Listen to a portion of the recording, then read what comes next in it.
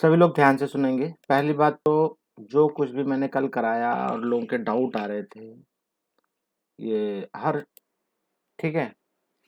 तो आप क्या ऑब्जर्व करते हो, किस साइड से आप लोगे, किसी किधर से भी ले लो, कुछ फर्क नहीं पड़ता। 1 2 3 4। तो 4 नंबर पे अटैच है। क्या अटैच है? क्या अटैच है? आप किधर से भी आओ, इसको भी अब जहां से अटैच होगा वहां से नंबर 1 शुरू होता है। 1 और ये 2। 4 पे अटैच है। क्या अटैच है? 2 मिथाइल अटैच है। कितने नंबर पे? 1 पे। क्या क्या लिखोगे आप? 1,1 डाई मिथाइल। 1,1 di methyl. क्या है ये? इथाइल। बोलो। 2 सी है, इथाइल। Bracket close. अब इसके बाद ये हेप्टेन है। हेप्टेन लिख दो। मैंने आपको दोनों तरीके सिखा दिए अच्छे से, इतना मुश्किल नहीं है। ये टर्ड ब्यूटाइल अगर याद है तो टर्ड ब्यूटाइल लगा दो, उसके बाद में हेप्टेन लिख दो। 4 नंबर पे टर्ड ब्यूटाइल है। तो कल मैंने ऑब्जर्व किया है कुछ बच्चों ने तो बहुत तगड़ा एफर्ट लिया, बहुत। आई एम वेरी हैप्पी कि आप लोगों ने सवाल किए। और जो मैंने भेजे थे ना, जो क्वेश्चन मैंने कल भेजे थे, ये कल कल मैं जो भेजे थे 12th क्लास के थे। मालूम है? शायद नहीं मालूम है। मैंने 12th से छांट छांट के दिए थे, लेकिन थोड़ा इजी थे।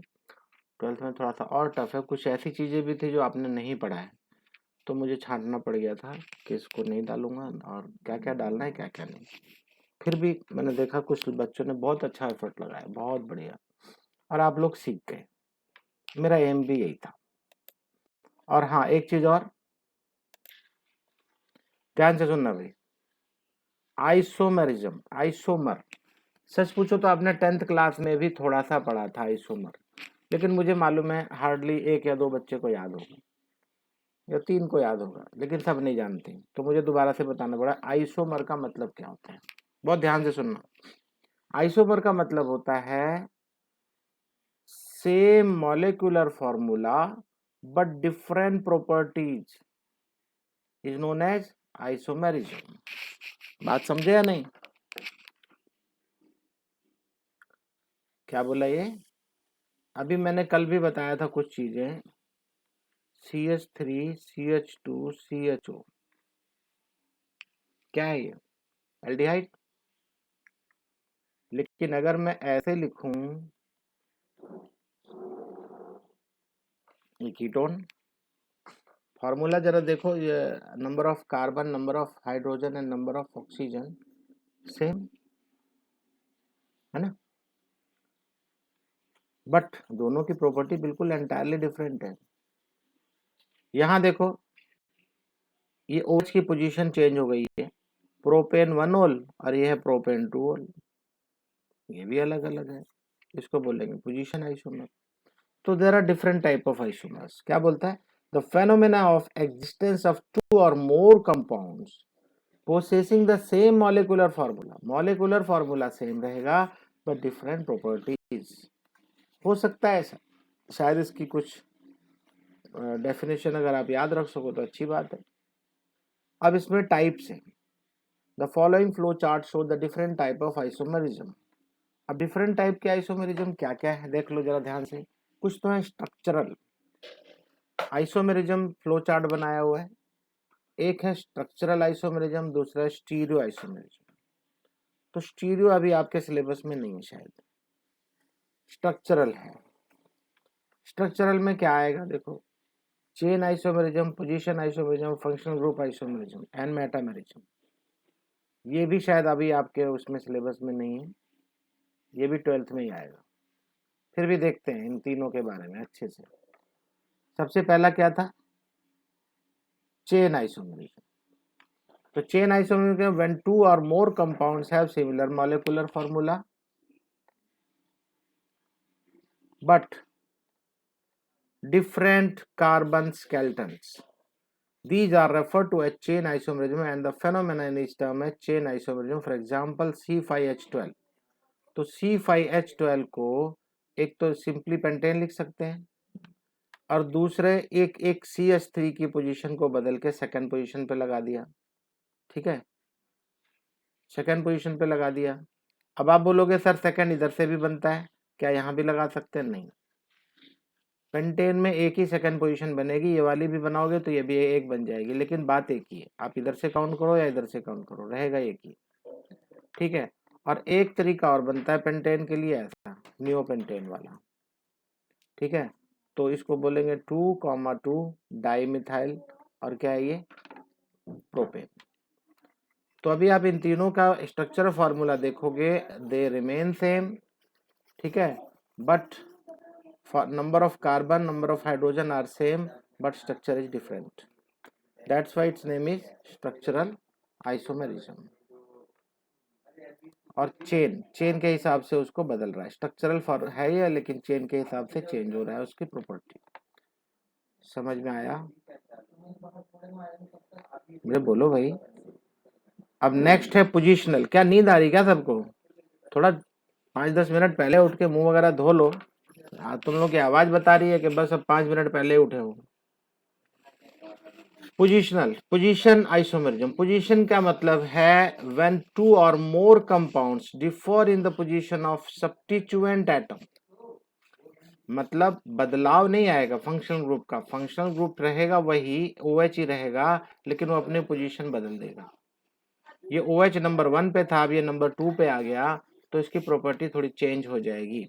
अल्कोहल रहेगा, लेकिन क्या होगा? Function on the carbon skeleton, they are called positional isomer, and this phenomenon is termed as position isomer. कोई डाउट? बोलो। हाँ, कोई दिक्कत? अरे हाँ ना, कुछ तो बोल दिया करो। हाँ, अब यहाँ पे फंक्शनल ग्रुप आइसोमेरिज्म। टू और more compounds having the same molecular formula but different functional group, अभी थोड़ी देर पहले मैंने बताया था। And this phenomenon is termed as functional group isomerism. For example, the molecular formula of C3H6O represents aldehyde and a ketone. यही example मैं बताया हूँ आपको।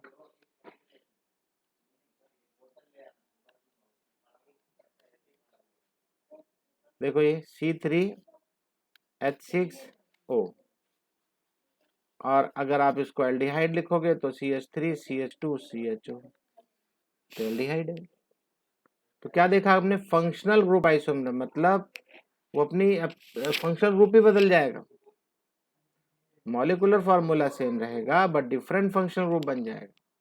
तो इसको क्या बोलेंगे? Functional isomer. बोलो बरोबर, ठीक है?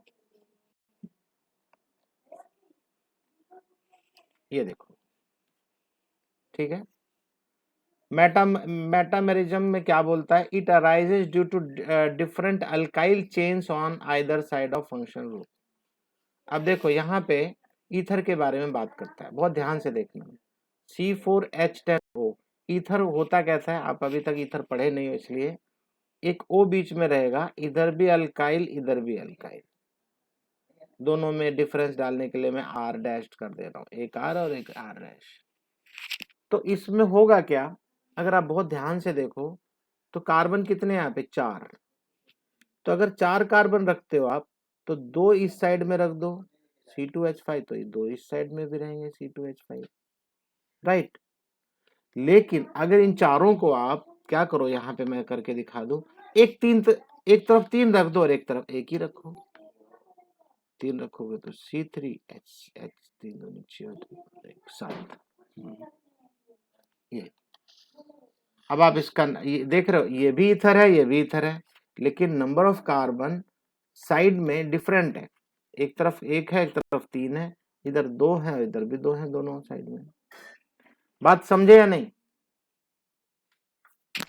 और इनके नाम कैसे रखे जाते हैं, नॉमेनक्लेचर भी मैं बता दूं। अब देखो ईथर का मैंने नॉमेनक्लेचर आपको नहीं भेजा था, क्योंकि ईथर पढ़े नहीं हो। इसका नाम कैसे होगा, ध्यान दो। एक पेरेंट होगा एक साइड का, और एक साइड में प्रीफिक्स आएगा। ध्यान से सुनना, इसमें भी एक पेरेंट होगा, एक साइड में प्रीफिक्स आएगा। तो पेरेंट कौन होता है? जो बड़ा हो, मींस नंबर ऑफ कार्बन ज्यादा हो। ये पेरेंट है। पेरेंट कौन है? ये ये प्रोपेन है ना। क्या बोलेंगे इसको? Methoxy propane, methoxy. इधर देखो, प्रीफिक्स के लिए क्या है? मिथाइल है ना। प्रीफिक्स के लिए क्या है? ये छोटा मिथाइल, तो मिथॉक्सी बोलेंगे इसको, मिथॉक्सी, ऑक्सीजन को लेके मिथॉक्सी। और इस साइड में कितने सी हैं? 3। तो इस क्या नाम होगा इसका? प्रोपेन। क्लियर? इसका क्या नाम होगा? ये तो दोनों बराबर है, तो कोई बात नहीं। एक तरफ से इथॉक्सी होगा, इथॉक्सी, और दूसरी तरफ से इथेन। क्लियर? क्लियर है ना। इसको बोलते हैं मेटामेरिज्म। फिर स्टीरियो आइसोमेरिज्म है। स्टीरियो आइसोमेरिज्म अभी आपके 12th में आएगा, ये 11th में नहीं है। तो compound that have the same constitution and sequence of covalent bond but differ in relative position of their atoms or group in space are called stereo isomerism. ये सब आपको ग्लूकोज वगैरह में मिलेंगे। ठीक है, वो अभी पढ़े नहीं हो आप लोग अच्छे से, इसलिए वो 12th क्लास में डाल दिया। ठीक है ना। इसमें भी 2 टाइप होंगे, ज्योमेट्रिकल, ऑप्टिकल आइसोमेरिज्म। टेक्निक यहां से शुरू होती है अभी। अब आप एंट्री करने चल रहे हो किसमें? ऑर्गेनिक केमिस्ट्री में। ऑर्गेनिक केमिस्ट्री में एंट्री करने चलते हो आप। और अब इसका सीधा सीधा मतलब है कि अभी ये, अगर ये चीज नहीं सीखे तो आप बहुत तकलीफ में रहोगे। ऑर्गेनिक केमिस्ट्री कभी समझ में नहीं आएगी और दोबारा आप सीखने वाले हो नहीं। तो इस भरोसे से कि आप लोग बहुत दिलो जान से सीखेंगे, अच्छे से मन लगा के। ठीक है, मैं भी कोशिश करूंगा अच्छे से मन लगा के आपको पढ़ाऊं। तो सबसे पहला फंडामेंटल कॉन्सेप्ट क्या है? ऑर्गेनिक रिएक्शन का मैकेनिज्म। और याद रखना, ये मैकेनिज्म ही इसकी जान है। और मैकेनिज्म में होता कुछ नहीं, इलेक्ट्रॉन्स का जो मूवमेंट होता है, इलेक्ट्रॉन कहाँ से कहाँ जाएंगे, कैसे जाएंगे, उन सब के बारे में बात करेंगे। लेकिन इलेक्ट्रॉन का मूवमेंट करवाएगा कौन? इलेक्ट्रॉन का मूवमेंट कराता है जो अटैकिंग रिएजेंट होता है। अटैकिंग रिएजेंट के ऊपर डिपेंड करेगा वो कैसा, किसके ऊपर अटैक करता है, कैसे अटैक करेगा। 1 मिनट होल्ड। चलो अब मन लगा के सोचना समझना है। सबसे पहले तो अटैकिंग रिएजेंट अटैक किस पे करेगा? अच्छा, ये अटैकिंग रिएजेंट भी सूटेबल होना चाहिए। ये नहीं है कि जो मर्जी अटैकिंग रिएजेंट लगा दिया, जो मर्जी कैटलिस्ट लगा दिया, ऐसा नहीं है। और किसके ऊपर करोगे आप? ऑर्गेनिक मॉलिक्यूल होना चाहिए। ऑर्गेनिक केमिस्ट्री पढ़ रहे हो, ऑर्गेनिक मॉलिक्यूल होना चाहिए, उसके ऊपर एक अटैकिंग रिएजेंट अटैक करेगा। आपकी रिक्वायरमेंट कैसी है? 2 टाइप होगा, एक न्यूक्लियोफिलिक होगा और एक इलेक्ट्रोफिलिक होगा। दोनों अभी आएगा, ये दोनों भी है। इलेक्ट्रोफिलिक क्या होता है इसके बारे में बता भी दूं आपको। इलेक्ट्रोफिलिक में क्या होगा? इलेक्ट्रोफाइल जब बनेगा तो वहां पे इलेक्ट्रॉन डेफिशिएंसी रहेगी। इलेक्ट्रॉन क्या रहेगी? डेफिशिएंसी। चिंता मत करो, घबराओ मत, याद रखेंगे आप। और न्यूक्लियोफाइल में क्या होगा? न्यूक्लियस रहेगा, मतलब वहां पे इलेक्ट्रॉन एक्सेस होंगे। इलेक्ट्रॉन क्या होंगे? एक्सेस इलेक्ट्रॉन है न्यूक्लियोफाइल पे। ओके, ध्यान रखना ये बात। बहुत छोटी छोटी बातें हैं, अभी मैं बताने चल रहा हूँ। अच्छा, जब कोई, अच्छा इसको बोलेंगे सबस्ट्रेट। सबस्ट्रेट का मतलब है जो रिएक्टेंट है ऑर्गेनिक मॉलिक्यूल, जो रिएक्टेंट है ऑर्गेनिक मॉलिक्यूल, उसको सबस्ट्रेट बोलते हैं। और एक होगा अटैकिंग रिएजेंट उसके ऊपर। इमीडिएटली कभी कभी ये इंटरमीडिएट बनाएंगे। इंटरमीडिएट क्या होता है? इंटरमीडिएट एक ऐसी पोजीशन आएगी कि कुछ बनेगा लेकिन वो क्या होगा? सस्टेन नहीं करेगा। ठीक है, वो सस्टेन नहीं करेगा। सस्टेन नहीं करेगा तो फटाफट प्रोडक्ट में या बाई प्रोडक्ट में कन्वर्ट हो जाएगा। तो यहां पे दिखाई दे रहा है, देखो, प्रोडक्ट और प्रोडक्ट्स, मतलब 1 बनेगा या 2 बनेगा या 3 बनेगा, और साथ में कुछ बनेंगे बाई प्रोडक्ट्स। बाई प्रोडक्ट में जैसे हाइड्रोक्लोरिक एसिड हो गया, वाटर हो गया, H2 हो गया, ये सब बाई प्रोडक्ट है। इसमें देखो कार्बन नहीं है, कार्बन नहीं है। तो जनरली हमारा जो एम रहेगा, अभी हमेशा के लिए ध्यान रखना, कभी भी आप ऑर्गेनिक रिएक्शन कराते हो तो आपका एम हमेशा प्रोडक्ट के ऊपर रहना चाहिए। कभी कभी ऐसी सिचुएशन भी आएगी, आप प्रोडक्ट भी लिख दोगे, अगर बाई प्रोडक्ट नहीं भी लिखे या बाई प्रोडक्ट के बारे में डिस्कस नहीं किया आपने, तो भी आपका सवाल सही होगा। रीजन ये है कि हमें प्रोडक्ट के ऊपर फोकस करना है, प्रोडक्ट हमें करेक्ट मिलना चाहिए। मैं बहुत बेसिक चीजें बता रहा हूँ, बहुत ध्यान से सुनते रहो, अच्छा समझ में आएगा। In an organic reaction the organic molecule या ऑल्सो रेफर्ड एट सबस्ट्रेट, जो ऑर्गेनिक मॉलिक्यूल है उसको सबस्ट्रेट भी बोलेंगे, reacts with an appropriate attacking reagent, appropriate होना जरूरी है, and leads to the formation of one or more intermediate and finally products, और फाइनली वो प्रोडक्ट में कन्वर्ट होगा। इंटरमीडिएट क्या होगा? स्टेबल नहीं रहता, ज्यादातर अनस्टेबल रहता है। कितनी देर रहता है अनस्टेबल वो नहीं मालूम, कोई बहुत इमीडिएटली इफेक्ट करता है, कोई थोड़ा देर रुकता है, बट इंटरमीडिएट जो होता है बाद में कन्वर्ट होता है बाई प्रोडक्ट और प्रोडक्ट में। सबस्ट्रेट इज द रिएक्टेंट, ध्यान से सुनना, सबस्ट्रेट क्या है? रिएक्टेंट है, विद सप्लाइज कार्बन, तो कार्बन होना जरूरी है, ऑर्गेनिक, क्योंकि हम ऑर्गेनिक केमिस्ट्री पढ़ रहे हैं, तो ये ऑर्गेनिक मॉलिक्यूल होने का मतलब है it contains carbon. If both the reactant supply carbon, मतलब दो रिएक्टेंट भी हो सकते हैं, दोनों कार्बन सप्लाई करते हैं to new bond, then choice is arbitratory and in that case the molecule on which attention is low focused is called substrate. तो कहने का मतलब यहाँ पे क्या बोलना चाहता है, यहाँ पे हो सकता है ऑर्गेनिक के दो हों, दो चीजें भी हो सकती है, लेकिन हमारा जो जो अटैकिंग इंटरमीडिएट रिएजेंट है, रिएजेंट हमेशा सेलेक्ट करेंगे, क्योंकि सीधी सी बात है, जब दो ऑर्गेनिक मॉलिक्यूल है तो दोनों डिफरेंट होंगे, दोनों डिफरेंट होंगे, तो अब हमारी चॉइस है कि हम किससे क्या बनाना चाहते हैं, इसके ऊपर अटैक करवाएंगे या इसके ऊपर अटैक करवाएंगे। It depends on our required product, हमें प्रोडक्ट क्या चाहिए, हमें प्रोडक्ट कैसा चाहिए, क्या चाहिए, वो यहाँ इस ऑर्गेनिक मॉलिक्यूल के ऊपर अटैक करेगा।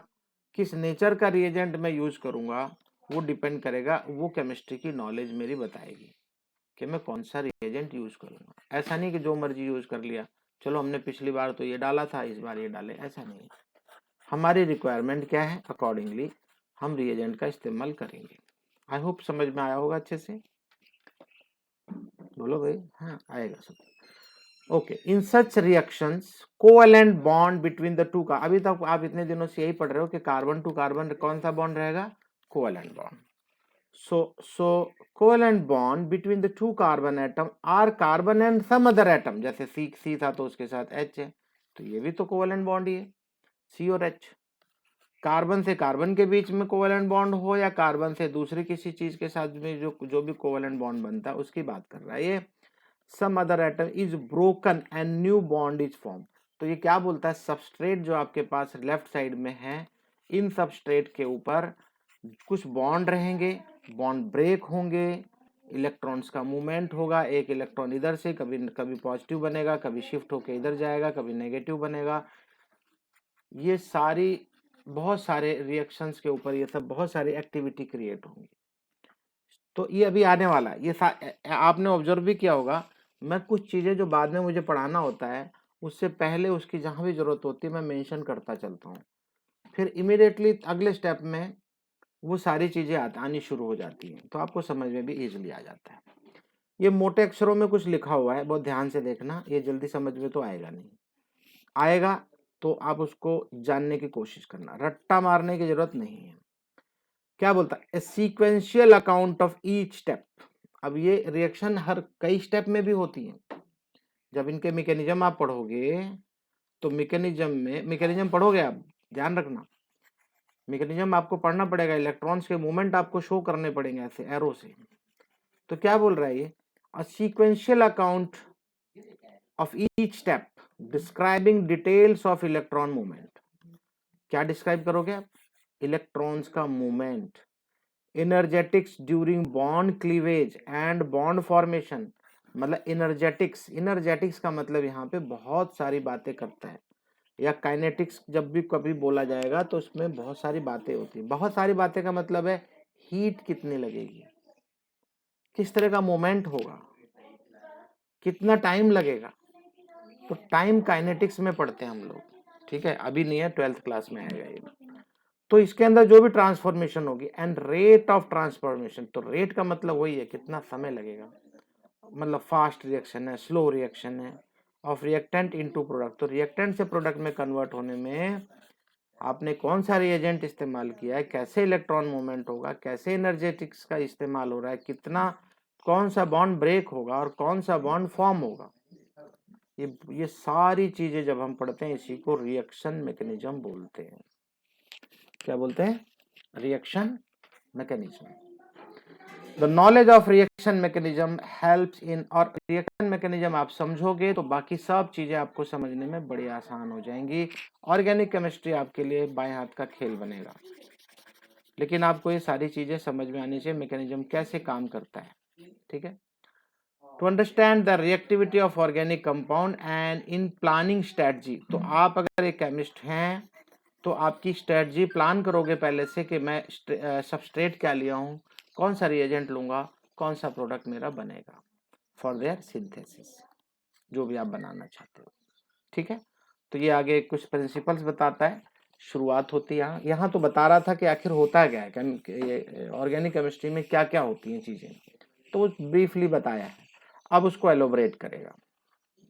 तो सबसे पहला टॉपिक है हमारा fission of A covalent bond. ध्यान से सुनना, फिजन, फिजन का मतलब क्या होता है? एक होता है फिजन, एक होता है फ्यूजन। ध्यान से सुनना, फ्यूजन का मतलब है जब दो चीजें जुड़ती हैं, दो चीजें एक साथ जुड़ती हैं उसको फ्यूजन बोलते हैं। और फिजन का मतलब क्या होता है? जब वो ब्रेक होती है, अलग अलग होती है, क्या होती है? अलग अलग, उसको फिजन बोलते हैं, फिजन ऑफ कोवेलेंट बॉन्ड। ध्यान देना, तो जब भी कोवेलेंट बॉन्ड बना हुआ है हमारे पास, कार्बन टू कार्बन दो बने हुए हैं ऐसे बॉन्ड, इसको ब्रेक होंगे तो क्या क्या होने के चांसेस है, बहुत ध्यान से सुनना। अच्छा, ये जो एक डंडा दिखाई दे रहा है, ये बॉन्ड दिखाई दे रहा है, आप शुरू से पढ़ रहे हो, 10th क्लास से पढ़ रहे हो कि एक इलेक्ट्रॉन इसका है और एक इलेक्ट्रॉन इसका है, एम आई राइट? है ना, ऐसे ही पढ़े हो। तो यहाँ बता रहा है कि यहाँ पे किस किस तरह से काम हो सकता है। इस कार्बन के साथ ये दो के दोनों इलेक्ट्रॉन आ जाएंगे तो ये C माइनस हो जाएगा, ये C प्लस हो जाएगा, है राइट? या जरूरी नहीं कि C हो, कुछ और भी हो सकता है, कुछ और भी हो सकता है। ये इलेक्ट्रॉन दे देता है और ये दोनों के दोनों इलेक्ट्रॉन ले लेता है तो ये माइनस हो जाएगा, ये प्लस हो जाएगा, पहली। दूसरी बात, तीसरी बात, दोनों बोलेंगे भैया तू अपना ले ले, मैं अपना ले लेता हूं, तो एक इलेक्ट्रॉन ये ले लेगा और एक इलेक्ट्रॉन ये ले लेगा। तो अब आगे मैं बात करूं, ये तीनों चीजें क्लियर हुई कि नहीं, आपको समझ में आई कि नहीं? जरूर नहीं कि हाइड्रोजन कार्बन ही हो, और भी कुछ हो सकता है, मैं तो सिर्फ आपको हाइड्रोजन से बता रहा हूं। आगे आगे कंडीशंस भी बनेंगे डिफरेंट, वो ही क्यों लेके जा रहा है, दूसरा क्यों नहीं लेके जा रहा है, ठीक है ना, इलेक्ट्रॉन कोई क्यों लेके जा रहा है, वो सब मैं अभी बात करूंगा आपसे। तो इसने क्लीवेज, इसको बोलते हैं क्लीवेज, क्लीवेज मतलब बॉन्ड जो ब्रेक होगा, तो दो तरह से होगा, एक हेट्रोलिटिक और एक होमोलिटिक। हेट्रोलिटिक में बात बताएगा कि भाई कुछ ना कुछ कभी कभी कभी क्या होता है वो देख लो। इन हेट्रोलिटिक क्लीवेज क्या होगा? The bond breaks in such a fashion that the shared pair of electron remains with one of the fragment, एक के साथ, एक फ्रेगमेंट के साथ रह जाता है। अरे छोड़ा हूं क्या मैं? हाँ जी, क्या बोलते हो, देखते हो हेट्रोलिटिक में, हेट्रोलिटिक में the bond breaks in such a fashion that shared pair of electrons remain with one of the frag, मतलब जो शेयर्ड पेयर, दो के दोनों इलेक्ट्रॉन है, दो के दोनों एक कोई लेके चला जाएगा। जैसे CH3Br है, CH3Br में क्या करेगा, Br अपना इलेक्ट्रॉन तो ले रहा है, साथ में पड़ोसी का भी, कार्बन का भी लेके चला गया और Br के ऊपर नेगेटिव चार्ज आ गया। और जब CH3 ने एक इलेक्ट्रॉन दिया है तो सीधी सी बात है उसके ऊपर प्लस चार्ज आएगा। इसको बोलते हैं कार्बोकेटायन। क्या बोलते हैं, याद रखना, अभी क्या बोलते हैं? कार्बोकेटायन। केटायन, केटायन तो पढ़ा ही आपने, और कार्बो एनायन भी बनेंगे अभी, लेकिन यहाँ कार्बन तो है नहीं, ध्यान दो।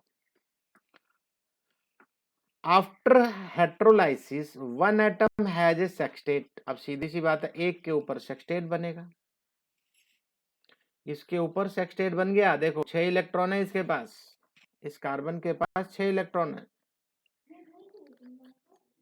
सेक्सटेट बनेगा, sextet electronic structure and a positive charge and the other, इसके ऊपर पॉजिटिव चार्ज आ गया, इलेक्ट्रॉन कौन ले गया, Br ले गया। A valence octet with at least one lone pair and a negative charge, और दूसरा वाला एक नेगेटिव चार्ज लेके चला गया, उसके पास इलेक्ट्रॉन ज्यादा हो गए अभी। Thus heterolytic cleavage of bromoethane will give CH3 plus and Br minus as shown below। तो ये आपको समझ में आया कि नहीं जितना मैंने अभी बताया, और कोई भी चीज क्लियर नहीं है तो प्लीज बात करो, बात करो भाई तुरंत।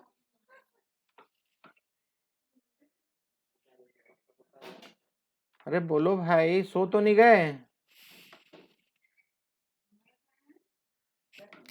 फिर बात किया करो यार, कोई मिसिंग है आज, somebody is missing।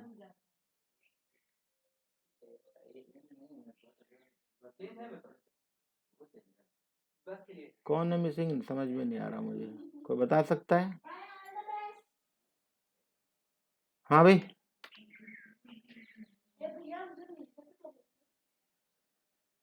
कोई बता सकता है? सुधांशु, श्रवण, साहू, रक्षित, प्रशांत, भार्गव, नूपुर, महक, ईश्वर, छवि,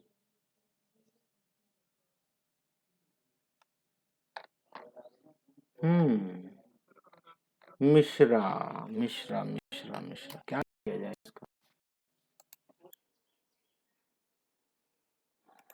हाँ जी, तो आपको ये चीज समझ में आ गई, हेटेरोलिटिक में एक दोनों इलेक्ट्रॉन ले जाएगा और एक जिसका इलेक्ट्रॉन ले जाएगा पॉजिटिव चार्ज हो जाएगा, जो लेके जाएगा वो नेगेटिव चार्ज। ये बात समझ में आ गई?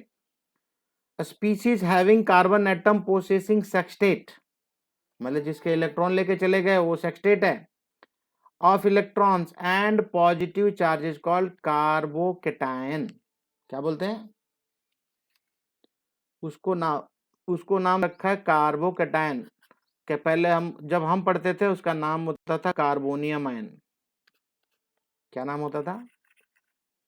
कार्बोनियम आयन था, फिर आयोपेक ने क्या किया, बदल दिया उसको, कार्बोकेटायन और कार्बो एनायन नाम रख दिया।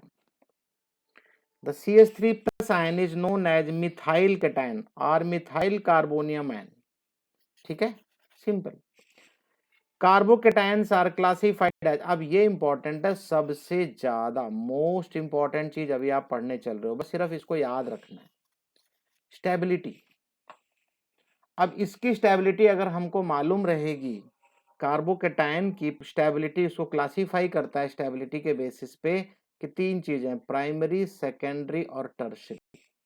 बहुत ध्यान से देखना, किसी के अंदर कोई केमिकल मिक्सचर बनता है मान लो, और उसके अंदर प्राइमरी कार्बोकेटायन, सेकेंडरी कार्बोकेटायन और टर्शियरी कार्बोकेटायन तीनों बन गए मान लो। अब अगर तीनों बनते हैं तो डिपेंडिंग ऑन वेदर 1, 2 और 3 carbon are directly attach to the positive charge carbon. कहने का मतलब टर्शरी किसको बोलते हैं, प्राइमरी किसको बोलते हैं, पहले वो देख लो। और इसमें स्टेबल कौन रहेगा सबसे ज्यादा? सबसे ज्यादा रहता है टर्शरी। ठीक है, टर्शरी कार्बोकेटायन सबसे ज्यादा स्टेबल रहेगा, तो उससे पहले कौन रहेगा? कम, उससे कम रहेगा सेकेंडरी, उससे भी कम रहेगा प्राइमरी, और उससे भी कम रहेगा मिथाइल वाला। मिथाइल तो अकेला है। तो प्राइमरी किसको बोलते हैं? एक ही लाइन में रहेंगे ना ऐसे, और एक एंड पे रहेगा C+, और इधर की साइड में आपके वही CH2 अगर ऐसे हैं तो इसको प्राइमरी बोलेंगे। सेकेंडरी कब होता है? सेकेंडरी होगा जब कार्बन बीच में होगा, दोनों साइड में कार्बन होंगे, इधर भी कार्बन इधर भी कार्बन, इसके ऊपर अगर पॉजिटिव चार्ज है और दो साइड में ये कार्बन अलग अलग हैं तो ये सेकेंडरी होगा। और अगर इसी कार्बन प्लस के साथ तीनों साइड में कार्बन है तो ये होगा टर्शरी। ठीक है, और एक और बचता है अकेला मिथाइल, अकेला, तो प्राइमरी से भी छोटा है। ठीक है ना, चलो देख लेते हैं, अच्छा समझ में आएगा। तो क्लासिफिकेशन के बारे में क्या बोलता है, कहाँ गया, carbocations are classified primary, secondary, tertiary depending on whether 1, 2 or 3 carbons are directly attached to the positively charged carbon। जो पॉजिटिवली चार्ज कार्बन है उसके साथ में कितने कार्बन अटैच होंगे वो डिसाइड करेगा कि whether it is primary, secondary और टर्शियरी। अब देखो ये है, ये आपको साफ साफ दिखाई दे रहा है, इस कार्बन प्लस के साथ में एक कार्बन अटैच है लेफ्ट साइड में, ऐसे दिखाई दे रहा है, तो ये क्या है, ये प्राइमरी है। इसके साथ में एक साइड में अगर कार्बन अटैच है तो क्या बोलेंगे, उसको प्राइमरी बोलेंगे। एक ही साइड में होना चाहिए, दोनों साइड में नहीं। इसको बोलते हैं इथाइल कैटायन, दो हैं तो इथाइल कैटायन हो गया। और अगर इस C प्लस के साथ में दो, ये देखो दो मिथाइल दिखाई दे रहे हैं कि नहीं, ये C प्लस H ऐसे लिखा हुआ और दो मिथाइल ग्रुप दिखाई दे रहे हैं, एक इधर और एक इधर, दोनों साइड में है, तो ये बीच में आ गया। तो जब बीच में आ जाएगा तो क्या हो जाएगा, ये सेकेंडरी, सेकेंडरी, सेकेंडरी कार्बोकैटायन, ये आइसोप्रोपाइल कैटायन है, ये सेकेंडरी कार्बोकैटायन। और अगर इस C प्लस के साथ में 3 मिथाइल ग्रुप अटैच हैं तो इसको बोलते हैं टर्टब्यूटाइल और टर्शरी कार्बोकैटायन। टर्शरी कार्बोकैटायन आप याद रखो बस। कार्बोकैटायंस आर हाईली अनस्टेबल, ये इंपॉर्टेंट है, बहुत बहुत अनस्टेबल होते हैं, थोड़ी थोड़ी देर के लिए ही रहेगा, एंड रिएक्टिव, और बहुत ज्यादा, सीधी सी बात, जितना ज्यादा अनस्टेबल होगा उतना ही ज्यादा रिएक्टिव होगा। तो अनस्टेबल है, highly unstable and reactive species.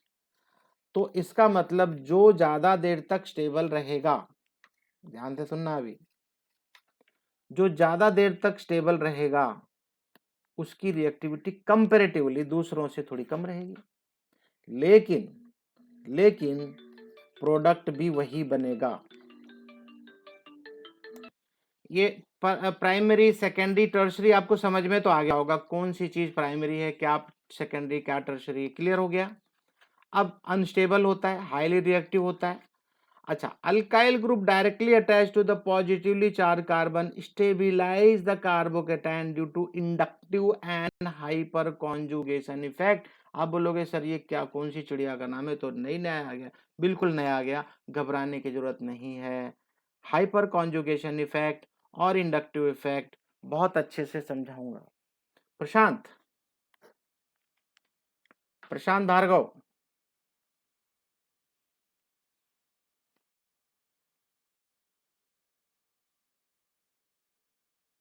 प्रशांत भार्गव,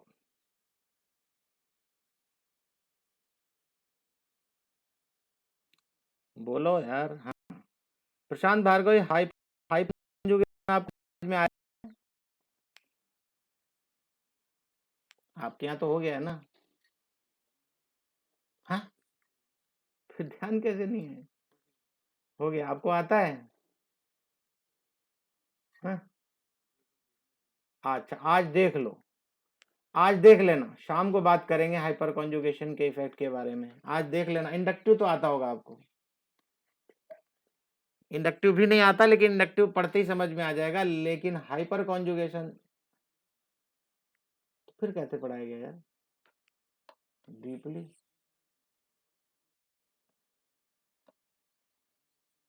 ठीक है, ठीक है, कोई बात नहीं।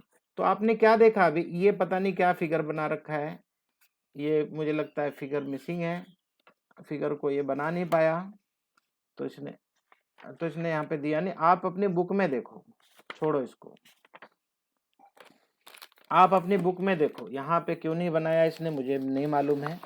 तो ये कैसे बना रहा है, बहुत ध्यान से देखो, सीधी सी बात है, CH3 प्लस की बात करता है, CH3 प्लस की बात करता है। अगर आपका मीथेन होता तो आप ऐसे करते थे, है ना, ऐसे बनाते थे आप। रुको एक मिनट,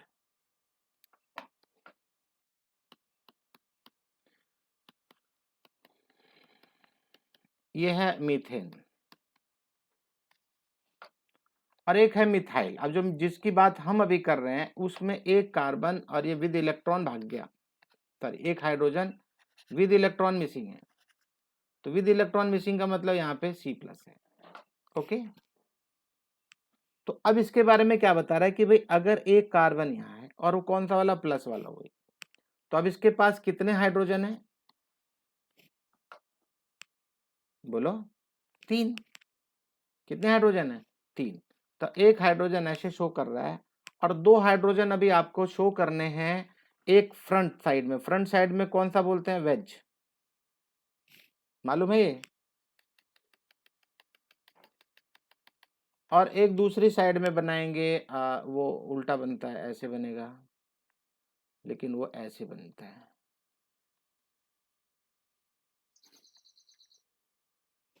ठीक है ना, ये क्या होता है, ओके। अब ऐसे में थोड़ा इधर से बनाना चाहिए मुझे, थोड़ा सा, आप अपनी बुक में देखोगे समझ में आ जाएगा। अब जो जिस ऑर्बिटल का जो पी ऑर्बिटल, ध्यान रखना, जो पी ऑर्बिटल है जिसका इलेक्ट्रॉन चला गया है वो कैसा रहेगा, इसके इस प्लेन के ऊपर परपेंडिकुलर होगा या ऐसे ऊपर। मान लो एक प्लेन है, ये एक प्लेन था, ये जो मैंने 3 चीजें बनाया था ना यहाँ पे, ये एक प्लेन है, मान लो अगर एक प्लेन है तो इसके ऊपर अब जो मैं ऑर्बिटल बनाऊंगा वो कैसा रहेगा, ऐसे ऊपर और नीचे परपेंडिकुलर। मान लो एक प्लेन पेपर है ये जिसके ऊपर मैंने ड्रॉ कर दिया, एक प्लेन पेपर है, इस पे ड्रॉ कर दिया मैंने, इसलिए बोलता ट्राइगोनल प्लानर।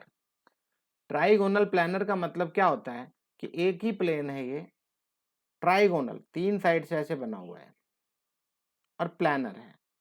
तो जो ऑर्बिटल जिस ऑर्बिटल में इलेक्ट्रॉन नहीं है, पानी गर्म हो गया, जिसके अंदर इलेक्ट्रॉन नहीं है वो कहाँ है, तो वो कहीं ना कहीं, भाई आपस में सारे परपेंडिकुलर होते हैं ऑर्बिटल, पी ऑर्बिटल क्या होते हैं, सारे एक दूसरे के ऊपर ऐसे होते हैं कि नहीं, ऐसे बता रखा है ना मैंने।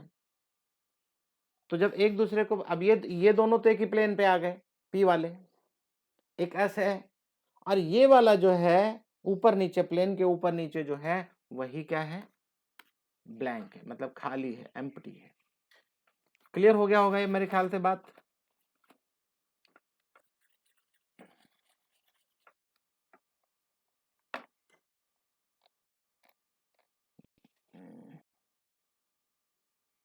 ओके, अब यहाँ क्या क्या बोलता है, अब हेटेरोलिटिक दूसरी टाइप का, मैंने अभी आपको बताया था कभी ये इलेक्ट्रॉन लेके जाएगा और कभी दे के जाएगा। अभी अभी आपने देखा था CH3 इलेक्ट्रॉन दिया था, अब CH3 ने इलेक्ट्रॉन लिया है, जेड कुछ और है, उससे इसने छीन लिया इलेक्ट्रॉन और इसके पास इलेक्ट्रॉन आ गया है। The heterolytic cleavage can also give a species in which carbon gets the shared pair of electron। अब शेयर्ड पेयर इलेक्ट्रॉन, जो दोनों इलेक्ट्रॉन थे, जेड का भी और खुद का भी, दोनों ऑक्युपाई कर लिया, दोनों लेके चला गया और माइनस बना दिया, कार्बो एनायन बनाया है। क्या बनाया, कार्बो एनायन। देखो यहाँ पे क्या बोलता है, कार्बन एनायन, कार्बन एनायन, क्या बोलते हैं इसको, electron pair, the methyl anion is formed such a carbon species carrying a negative charge on carbon atom is called carbon ion। अरे बोलो समझ में आया कि नहीं भाई, जब ये इलेक्ट्रॉन लेके जाएगा तब की बात कर रहे हैं, ठीक है। Such a carbon species carrying a negative charge on carbon atom, carbon ion also unstable, ये भी unstable होगा, and reactive species, ये भी reactive species होती है, unstable reactive species है। The organic reactions which proceed through heterolytic bond cleavage are called ionic और heteropolar और just polar reaction। अगर इस तरह का कुछ भी होता है, कार्बन अगर इलेक्ट्रॉन देता है या कार्बन दोनों इलेक्ट्रॉन शेयर्ड पेयर इलेक्ट्रॉन ले लेता है, तो क्या बोलेंगे उसको, पोलार रिएक्शन या आयनिक रिएक्शन या हेट्रोपोलार रिएक्शन। अब आ गया होमोलिटिक क्लीवेज। होमोलिटिक मैंने अभी आपको थोड़ी देर पहले बताया था, इसको ये दोनों बोलेंगे भैया तू अपना इलेक्ट्रॉन ले जा, इसको हाफ एरो, फिश एरो बोलते हैं इसको। कभी मछली पकड़े हो, फिश हुक,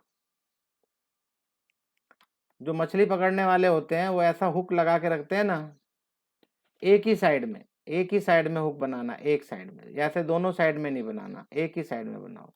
ये इसका सिंबल है। तो ये क्या कर रहा है, एक इलेक्ट्रॉन अपना ये ले गया, एक इलेक्ट्रॉन ये अपना ले गया, दोनों इलेक्ट्रॉन लेके चले गए, दोनों के ऊपर एक डॉट साइन आ जाएगा, ना प्लस ना माइनस, आर के ऊपर भी और एक्स के ऊपर। एक्स क्या है हमें नहीं मालूम, कुछ भी हो सकता है, कुछ तो किया होगा तभी तो इलेक्ट्रॉन गए हैं, हीट या लाइट कुछ दिया आपने और बस वो अपने अपने इलेक्ट्रॉन लेके भाग गए। और ऐसा किया और डॉट आया कुछ, तो उनको बोलेंगे एल्काइल फ्री रेडिकल। इसका क्या नाम है, क्या बोलते हैं, फ्री रेडिकल, बोलो यार। हाँ, फ्री रेडिकल्स बोलते हैं इनको। ठीक है, ये आपको अगले साल भी फ्री रेडिकल्स कैसे एक्टिव होगा, कैसे काम करेगा, कैसे पॉलीमर फॉर्म करता है, कैसे बनाता है, वो सारी बातें मैं बताऊंगा आपको। फ्री रेडिकल में भी रिएक्टिविटी उसी हिसाब से होती है। Tertiary is more stable than secondary than primary. बात समझ में आई, इसमें भी टर्शरी वाला ही ज्यादा स्टेबल होगा। तो कार्बोकेटायन हो गया या फ्री रेडिकल हो गया, जस्ट कमिंग। तो ये भी उतना ही, देखो यहाँ पे टर्ट ब्यूटाइल फ्री रेडिकल देख रहे हो ना, 3 है, इस सी के साथ, इस सी के साथ में 3 CH3 है, तो टर्शरी है, ज्यादा है क्या, स्टेबल। इसमें 2 है, 2 CH3 लगे हैं ना, तो ये उससे कम। इथाइल इथाइल फ्री रेडिकल है, ये उससे कम, और मिथाइल वाला तो सबसे कम। ठीक है, organic reactions which proceed by homolytic fission are called free radical और होमोपोलर और नॉन पोलर रिएक्शंस। आप इनके नाम फ्री रेडिकल वाला याद रखो, बस काफी है, नॉट रिक्वायर्ड मच। ओके, और इनकी स्टेबिलिटी के बारे में इसने बता दिया, आपको स्टेबिलिटी याद रखना है। और ये अभी पीछे पढ़ के आए हो ना, कार्बोकेटाइन की स्टेबिलिटी आप अगले चैप्टर में पढ़ोगे। ठीक है, प्रशांत आपने एल्कीन में कुछ पढ़ा है, कार्बोकेटाइन की स्टेबिलिटी कहीं पे जरूरत पड़ी थी?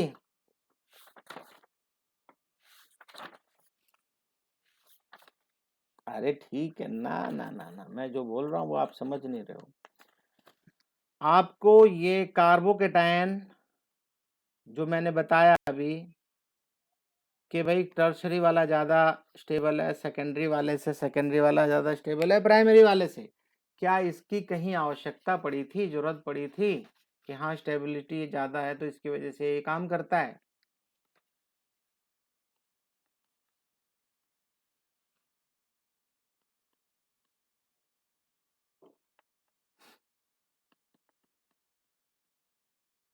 ये नाम सुने हो?